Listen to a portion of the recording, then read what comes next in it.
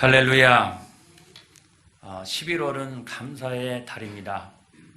12월은 결산도 해야 되고 또 심판의 달이라고 말합니다.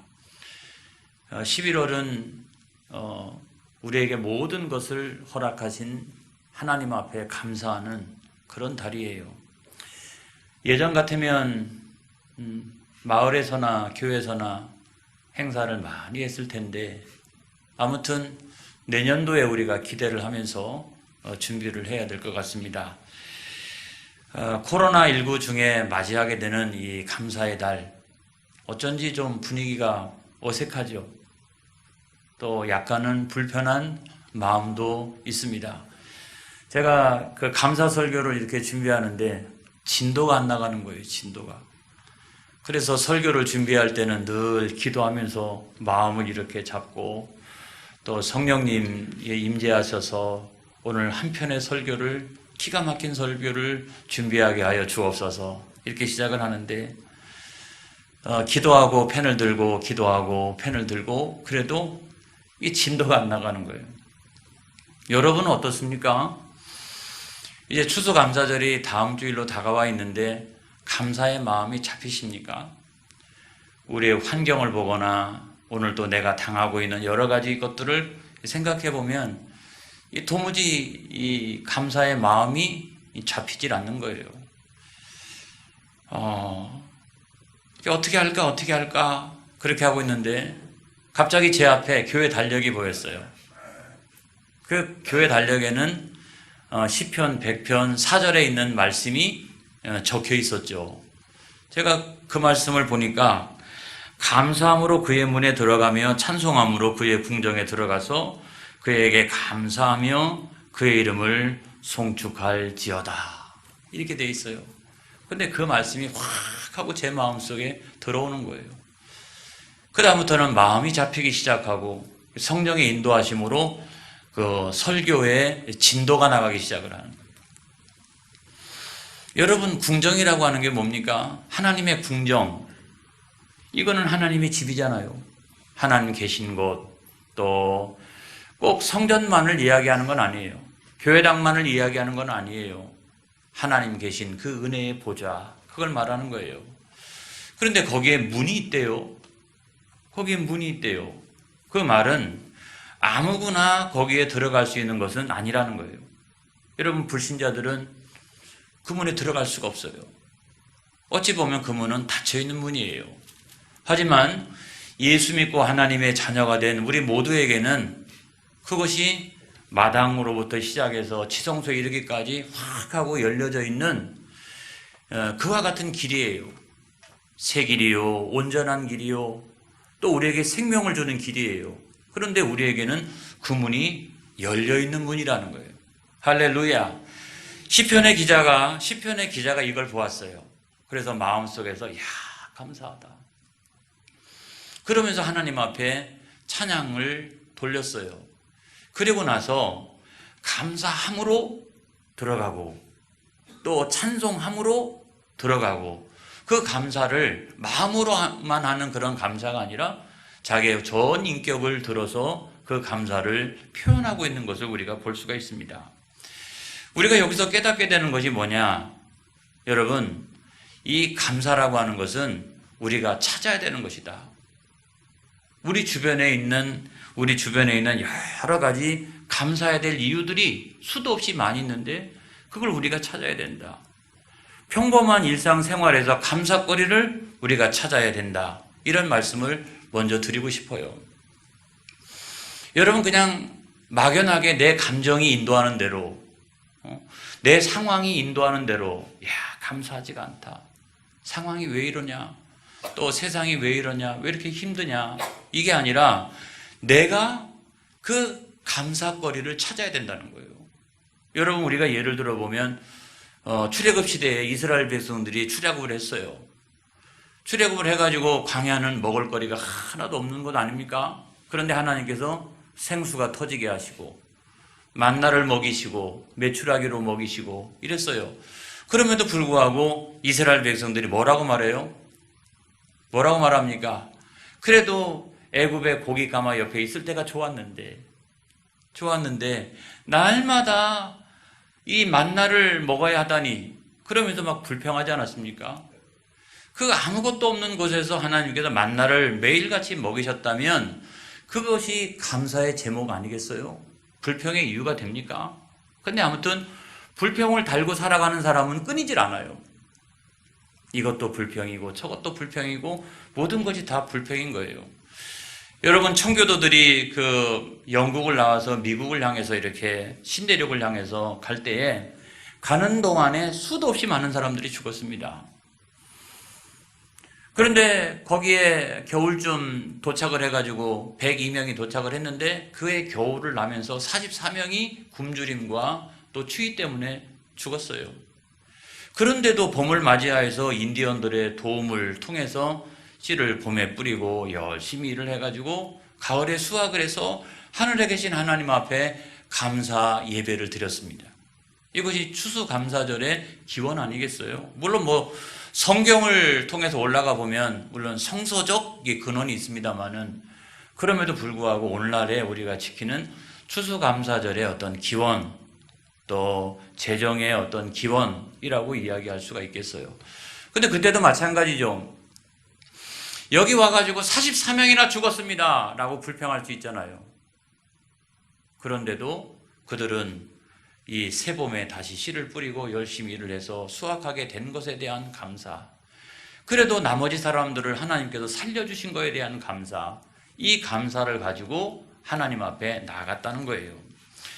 여러분, 모든 것은 다 양면이 있습니다. 여러분, 제가 예전에 그 강원도를 간 적이 있어요. 강원도. 그런데 보통 우리가 강원도를 갈 때는 어떻게 합니까?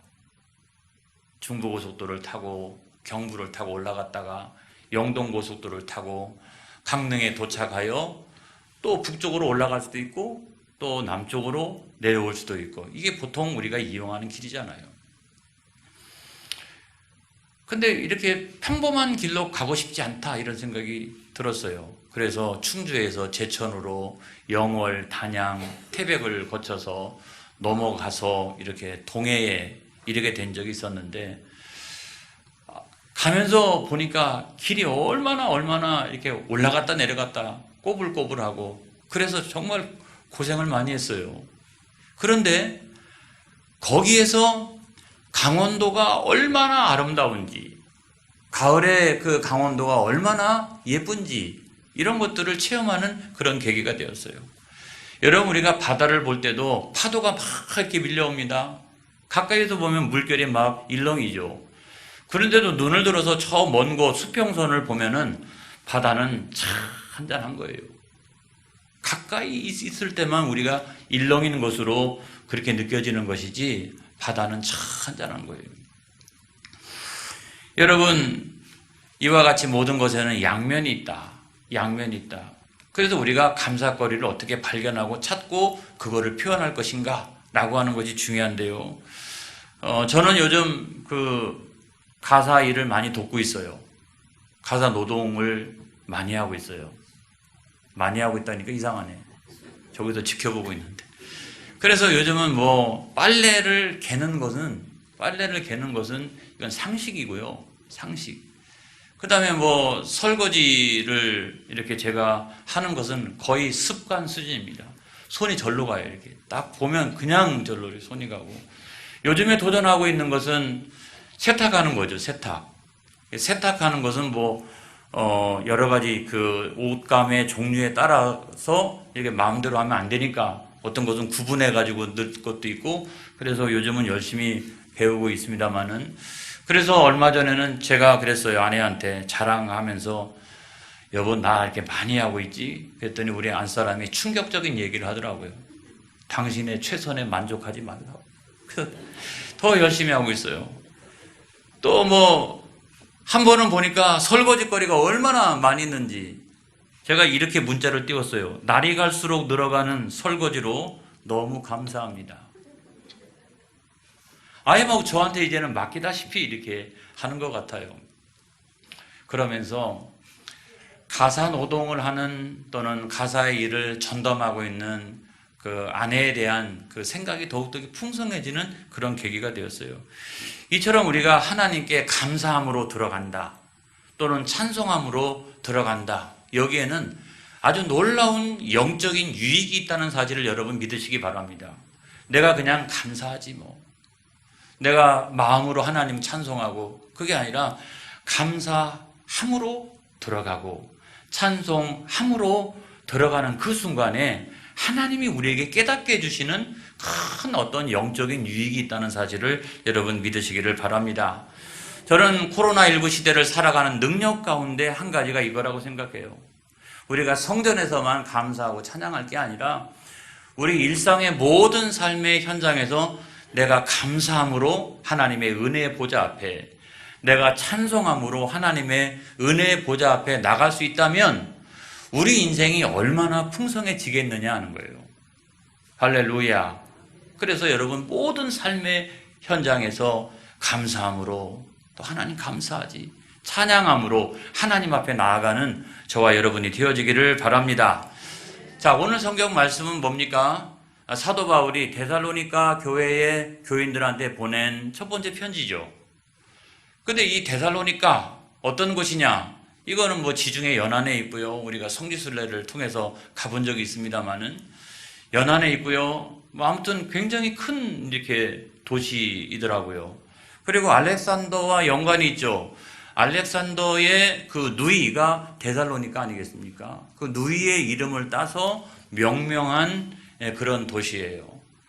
이런 도시에 뭐 로마 사람도 헬라 사람도 또 유대인도 많이 섞여서 살아가고 있는데, 거기를 사도 바울이 제2차 선교 여행을 하면서 방문했어요.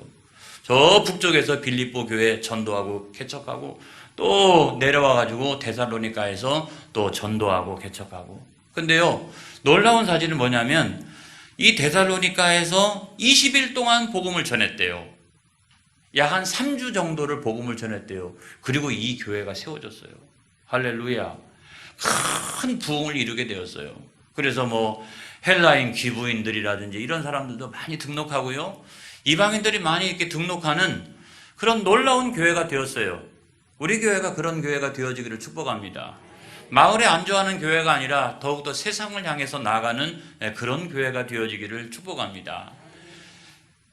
그 데살로니가 교회에서 그래서 잘하고 있는데 세상에 그 20일 만에 3주 만에 유대인들이 거기서 핍박을 해가지고 쫓겨나오다시피 했어요. 그래서 무려 1년 동안 다른 데 지역을 다니면서 이렇게 복음을 전하다가 이 교회가 너무너무나 궁금해가지고 디모데를 보냈어요. 그랬더니 디모데가 갔다 와가지고 아주 감격적인 보고를 하는 거예요. 너무 감사해서 이 쓴 편지가 이 데살로니가 전서예요. 후서는 오히려 종말론적이고 재림 부활에 대한 이런 가르침과 교훈이 많이 있다면, 아무튼 뭐 전서는 그런 감사의 내용이 많이 있어요. 여러분, 사도 바울이 무엇에 감사했습니까? 사도 바울이 무엇에 감사했습니까? 그건 다른 게 아니라 이 교회가 본이 되는 교회가 됐다는 거예요. 막 교회당을 엄청나게 짓고 말이죠. 그런 게 아니고, 교인들의 숫자가 엄청나게 늘고 말이죠. 그런 게 아니라 믿음이 본이 되는 교회. 할렐루야. 야, 저는요, 성경을 읽으면서 해답이 절로 나와요. 우리가 코로나19 시대에 교회가 어떤 능력을 소유해야 되느냐 할 때에 다른 게 아니다. 다른 게 아니다. 건물을 진다고 또는 교인의 숫자가 많다고 그걸 자랑할 게 아니다. 믿음이 본이 되는 교회. 할렐루야. 그 믿음이 본이 되는 그와 같은 교회를 우리가 세울 수만 있다면 여러분, 그런 교회는 틀림없이 부흥하게 됩니다. 이 위기가 반드시 기회가 될 줄로 믿습니다. 그래서 감사의 그 이유를 이제 살펴보았더니 그것이 그 세 가지가 있었는데요. 여러분, 3절의 말씀 너무나도 유명한 말씀이죠. 너희의 믿음의 역사와 사랑의 수고와 우리 주 예수 그리스도에 대한 소망의 인내를 우리 하나님 아버지 앞에서 끊임없이 기억함이니. 이 세 가지가 너무 감사하다는 거예요. 믿음의 본이 된다라고 하는 건 뭐냐? 여러분, 구체적으로 우리가 알고 있어야 돼요. 첫 번째로는 다른 게 아니라 믿음의 역사가 나타나는 교회가 되어져야 한다. 할렐루야. 어떤 성도가 참다운 신앙을 가지고 있느냐? 다른 거 없어요. 믿음의 역사가 나타나는 성도가 참다운 성도인 거예요. 그래서 믿음이라고 하는 건 뭐냐? 여러분, 우리가 성경을 보겠습니다. 히브리서 11장 1절의 말씀, 우리가 다 아는 말씀입니다만은 그래도 한번 보겠어요. 다 같이 시작. 믿음은 바라는 것들의 실상이요 보이지 않는 것들의 증거니. 그래서 믿음이라고 하는 것은 내가 바라는 것들이 실상으로 내가 갖게 된 것처럼, 또는 눈에 보이지 않는 것들이 확연하게 내 눈에 보이는 것처럼, 그게 믿음이라는 거예요. 근데 여러분, 믿음이라고 하는 것은 아무거나 믿으면 되는 게 아니라는 거죠. 뭡니까? 하나님의 말씀을 믿는 거다. 내 의지를 믿는 게 아니에요. 큰일 납니다, 여러분. 내 생각을 믿는 게 아니에요. 하나님의 말씀을 믿는 거예요. 그래서 로마서 10장 17절에 있는 말씀도 한번 보겠습니다. 시작. 믿음은 들음에서 나며 들음은 그리스도의 말씀으로 말미암았느니라. 잘 아는 말씀입니다만은 그 믿음의 기원이 뭐냐? 기원이 하나님의 말씀을 자꾸 들을 때 믿음은 성장하고요. 그리고 또 그 믿음의 기원은 하나님의 말씀이라는 거예요. 그래서 하나님의 말씀을 믿는 것이지 내 생각이나 의지나 내 판단이나 사상이나 철학이나 그걸 믿으려면 다른 세상에서 단체 생활하는 게 홀라요. 그렇지만 교회 안에서의 믿음의 성장이라고 하는 것은 우리가 하나님의 말씀을 자꾸 들으면서 성장하게 되는 것이다. 여러분, 여기에 산 믿음과 죽은 믿음이 있습니다. 또 성경을 보겠습니다. 야고보서 2장 17절에 있는 말씀, 다 같이 시작. 이와 같이 행함이 없는 믿음은 그 자체가 죽은 것이라. 여러분, 여기 보니까 산 믿음하고 죽은 믿음이 있대요. 그래서 산 믿음이란 뭐냐? 행함이 있는 믿음이요. 그런데 행하는 이유는 뭡니까? 말씀대로 되어줄 것을 내가 확신하기 때문에 행하는 거예요. 여러분, 그거를 안 믿는데 누가 행하겠습니까? 죽은 믿음이란 무엇입니까? 행함이 없는 믿음이죠. 그런데 왜 행하지 않습니까? 하나님의 말씀을 믿지 않으니까, 하나님 말씀대로 되어질 것이라고 내가 믿지 않으니까 행함이 없는 거예요. 여러분, 산 믿음을 소유할 때 말씀의 역사가 일어나는 거예요. 할렐루야. 우리가 산 믿음을 소유해야 되겠다. 여러분, 예수를 믿은지 고작 사도 바울이 복음을 가르칠 때는 20일, 3주밖에 안 됐습니다만은 나중에 이제 한 1년 동안 바깥에서 있다가 디모데를 보낸 거 아니겠어요? 그러면 거의 한 1년밖에 안 된 교회 아니겠습니까?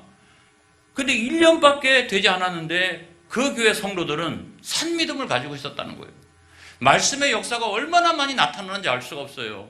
코로나19 시대에 우리가 어떻게 신앙생활을 해야 되느냐라고 하는 것을 단적으로 보여주고 있는 거예요. 여러분, 죽은 믿음 가지고 있으면 백날 신앙생활에도 말씀의 역사가, 또 믿음의 역사가 나타나지 않는 거예요. 그 다음에 우리가 두 번째로 보면 사랑의 수고. 여러분, 사랑이란 뭡니까? 크게 보면 하나님을 사랑하는 것이고 또 우리가 이웃을 사랑하는 거예요. 근데 하나님을 사랑하기 때문에 내가 물질을 드리고 시간을 드리고 마음 다하여, 온 마음 다하여 하나님 예배하는 거 아니겠어요? 여러분, 하나님 사랑에 승부를 내는 여러분 되기를 바랍니다. 어떤 사역을 잘 감당하거나 또 내가 어떤 일을 잘 감당하거나 그 첫 출발점이 하나님을 내가 간절히 사랑하는 마음이에요. 그거 아니면 나중에 이상한 길로 가도록 되어져 있다는 거예요. 또 우리가 하나님 사랑하기 때문에 선교사님들을 돕고 전도자들을 돕고 하는 이유도 하나님 사랑하기 때문에 그래요. 하나님 사랑하기 때문에 환난과 핍박이 내게 찾아와도 그걸 내가 능히 이길 수 있는 것은 내가 하나님을 간절히 사랑하기 때문에 그렇다는 거예요. 이웃사랑도 마찬가지입니다. 여러분, 이웃에는 두 부류가 있죠. 하나는 뭡니까? 교회 안에 있는 형제요 자매들이잖아요. 근데 교회 안에 있는 형제요 자매들도 그때 당시에는 엄청나게 예수를 믿는다라고 하는 이유 때문에 핍박을 받고 환난을 당하고 있었어요. 근데 누가 돕습니까? 누가 형제와 자매를 돕습니까? 같이 그 교회 안에서 똑같이 핍박과 환난을 당하고 있는 성도들이, 이 성도가 핍박과 환난을 당하고 있으면 가서 돕고, 저 성도가 당하고 있으면 돕고, 내가 당하면 또 다른 성도들이 나를 돕고, 여러분 그렇게 했다는 거죠. 그런 형제와 자매 사랑이 있기를 주님의 이름으로 축원합니다. 그리고 이웃사랑의 범주는 더 나가서 보면 외국인과 나그네까지도 확산되어져야 된다고 생각합니다. 우리는 하나님 안에서, 하나님 나라 입장에서 보면 이 세상에 살아나가는 것이 다 외국인과 나그네잖아요. 우리도 별 수 없어요. 근데 이 데살로니가 교인들은 그 가운데서 유대인 그리스도인들은 어떻습니까? 다 외국인들이잖아요. 나그네잖아요. 그렇죠? 근데 이들은 다른 헬라 지역에서 온, 다른 식민지 지역에서 온 수많은 외국인들과 나그네들을 선대했다는 거예요. 할렐루야.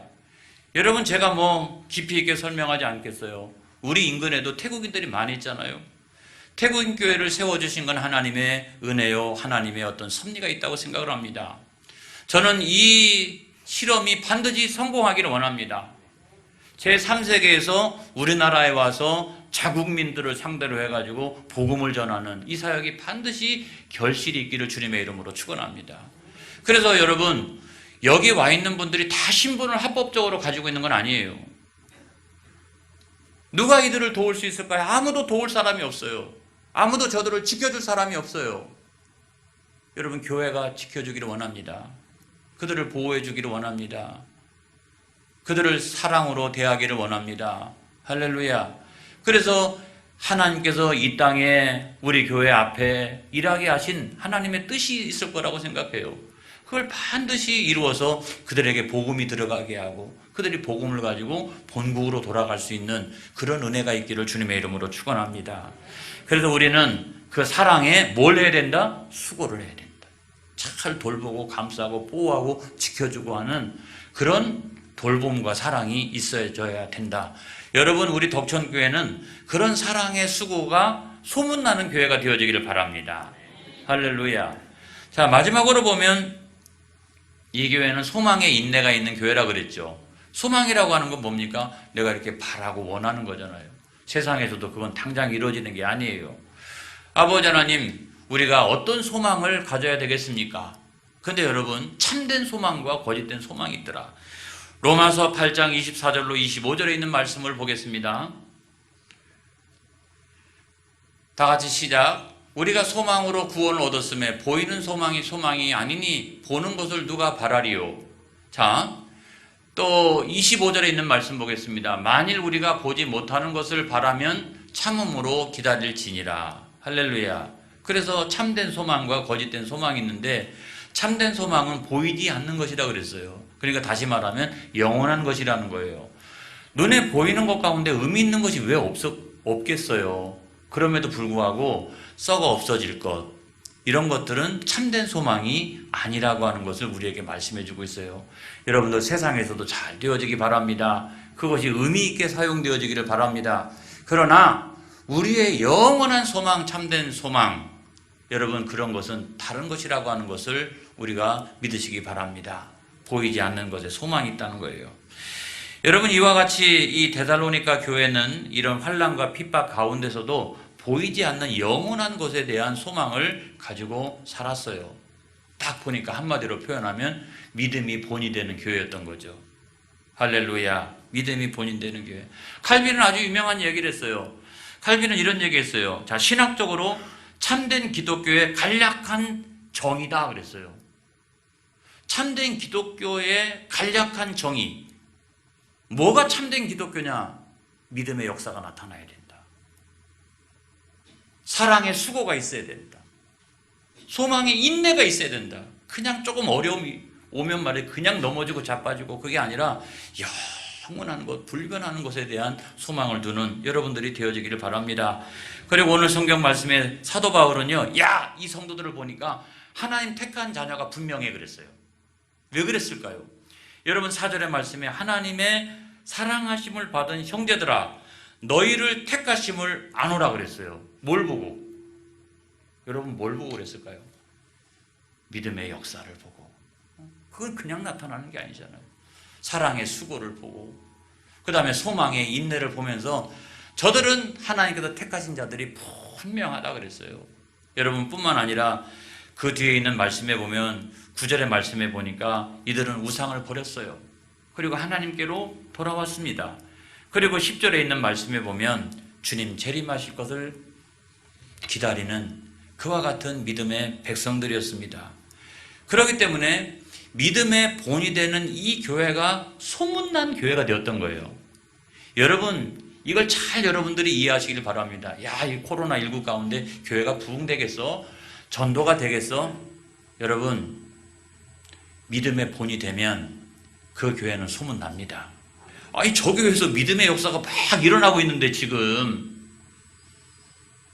저 교회도 정말 사랑의 수고를 아끼지 않고 있는데 소망의 인내를 가지고 어떤 환난이 와도 잘 그거를 능히 이기며 참고 인내하고 있는데 그런 믿음의 본이 되는 교회는 소문나지 말라고 해도 소문날 수밖에 없다는 거예요. 여러분 8절의 말씀해 보니까 그랬잖아요. 너희 믿음의 소문이 각처에 퍼졌으므로 우리는 아무 말도 할 것이 없더라. 여기다 더 이상 말할 게 없다는 거예요. 믿음의 본이 되는 교회가 되니까 소문이 그냥 저절로 나는 거예요. 저절로. 이때가 환난 때 아닙니까? 핍박을 받고 환난 때 아닙니까? 그런 때인데도 어떻게 해요? 소문나는 교회가 되었다는 거예요. 우리 교회가 그런 교회가 되어지기를 바랍니다. 여러분, 우리가 한 해를 마감하는 그 재난의 한복판에서 무엇을 감사할 수 있을까? 나의 감사는 무엇일까?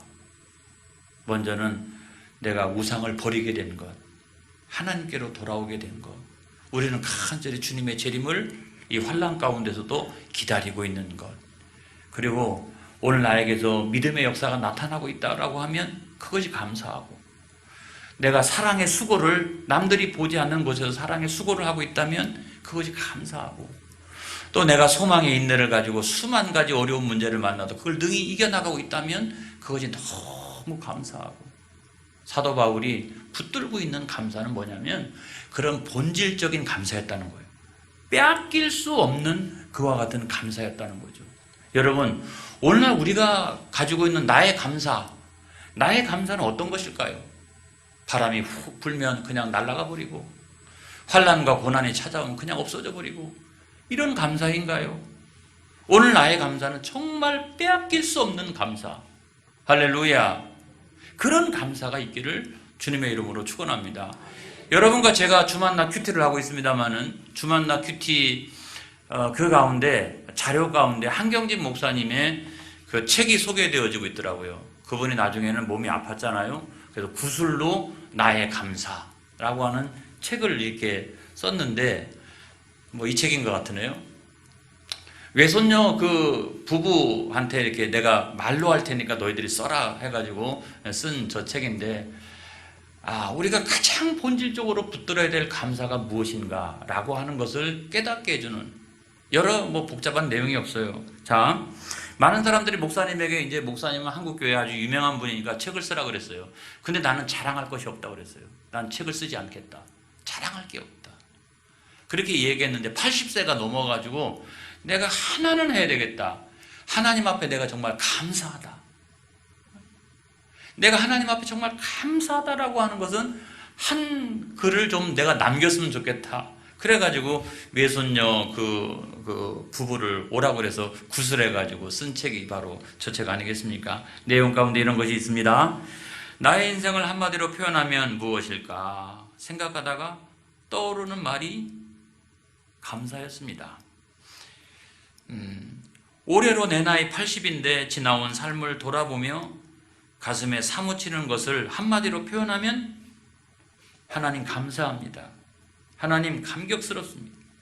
내게 주신 하나님의 은혜가 너무 크고 너무 넓고 너무 높고 너무 깊고 너무 위대합니다.